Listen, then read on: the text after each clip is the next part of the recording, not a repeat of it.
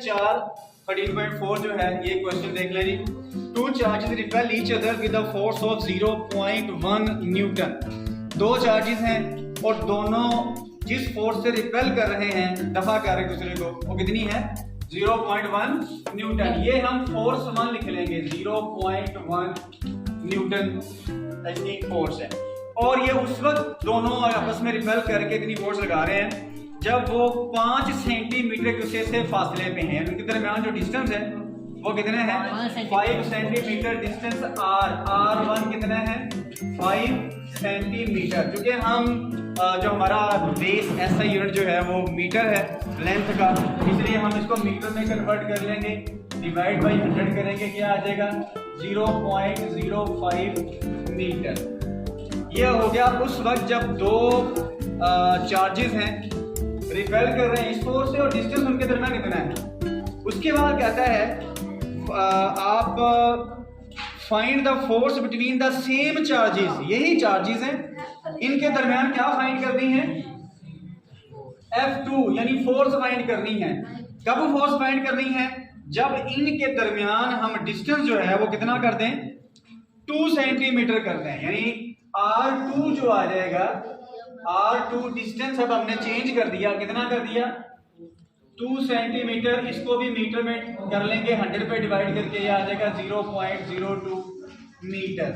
बाकी पैरामीटर जाहिर है सेम चार्जेस हैं, सिर्फ क्या किया है, एक बार दो चार्जेस रखे हैं हमने, दोनों के दरमियान क्या डिस्टेंस था जी? दोनों के दरमियान डिस्टेंस क्या था? ये वाला 5 सेंटीमीटर। फिर हमने क्या कर दिया? दोनों के दरमियान डिस्टेंस कम कर दिया, तो वो कितना? 2 सेंटीमीटर कर दिया। जाहिर है फोर्स भी क्या हो जाएगी? डिस्टेंस कम करेंगे फोर्स क्या हो जाएगी? ज्यादा हो जाएगी। जितना डिस्टेंस कम करेंगे, तो ये फॉर्मूला हमें बता रहा है ये डिस्टेंस और फोर्स आपस में इनवर्सली प्रोपोर्शनल है। डिस्टेंस के स्क्वायर से फोर्स बढ़ जाएगी, ज्यादा हो जाएगी। एक चीज कम करेंगे दूसरी इनवर्सली प्रोपोर्शनल है, इसलिए ये फोर्स बढ़ जानी है। कितनी हो जानी है वो हमने फाइंड करनी है। तो सिंपली बाकी पैरामीटर क्या बचा? एक कूलम कांस्टेंट बचा। क्या बचा? कूलम्स कांस्टेंट इस फार्मूले के मुताबिक। और दोनों चार्जेस भी सेम है, चार्जेस भी। हमारे पास जो डेटा है, डेटा ये वाला और ये वाला, दोनों की दो इक्वेशन बना लेंगे। पहली इक्वेशन क्या हो जाएगी? F1 is equal to K Q1 Q2 by R1 का square. This is equation number 1। फिर ये जो फोर्स और डिस्टेंस दिया है, इससे एक और कूलम्स फोर्स का फार्मूला लिख देंगे, that is F2 is equal to K Q1 Q2 by R2 का स्क्वायर। ये हमारे पास इक्वेशन नंबर क्या आ जाएगी? 2। दो इक्वेशंस बन गई हैं। हमने फाइंड क्या करना है? फोर्स 2। दूसरी फोर्स फाइंड करनी है जब डिस्टेंस कितना हो जाए? 0.02 मीटर ये डिस्टेंस हो जाए। तो हम क्या कर लें? रेशो फाइंड कर लेते हैं दोनों इक्वेशंस को। यानी इक्वेशन नंबर 1 को 2 पे डिवाइड कर लेंगे। डिवाइडिंग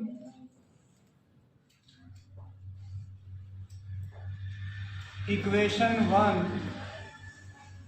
बाई 2, यानी इक्वेशन 2 की लेफ्ट हैंड साइड ऊपर रखेंगे, इक्वेशन 1 की लेफ्ट हैंड साइड कहां रखेंगे?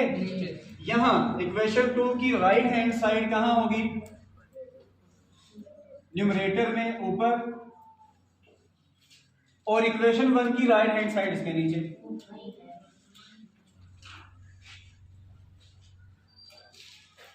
ले जी, अब क्या होगा? ये वैल्यू डिवाइड हो रही है, सेम है, क्या हो जाएंगी? कैंसल आउट हो जाएंगी। हमारे पास यहाँ क्या है? F2 over F1 is equal to this value Q1 Q2 over R2 का स्क्वायर। ये डिवाइड हो रही है ना, जब इसको मल्टीप्लाई करेंगे तो क्या होगा?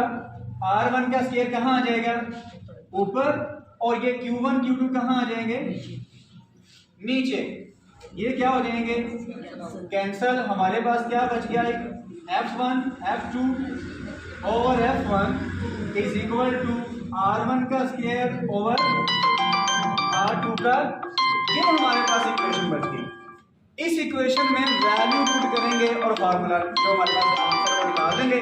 F2 हमने फाइंड करना है। F1 कितना है? क्यों भाई? F1 कितना है? इक्वल टू R1 कितने हैं भाई 0.05 का स्क्वायर ओवर R2 कितने हैं 0.02 का स्क्वायर। वैल्यू पुट हो गई है। अब वैल्यू पुट होने के बाद क्या करेंगे, ये 0.1 डिवाइड हो रहा है, इधर आके क्या हो जाएगा multiply. So force 2 is equal to 0.05 square over 0.02 का स्क्वायर मल्टीप्लाइड बाय 0.1। कैलकुलेटर पे डायरेक्ट इसको सॉल्व करेंगे, सिंपल फॉर्म है। तो आंसर क्या आ जाएगा जी बताएं, फोर्स कितनी आ जाएगी 0.62 न्यूटन 0.62 न्यूटन।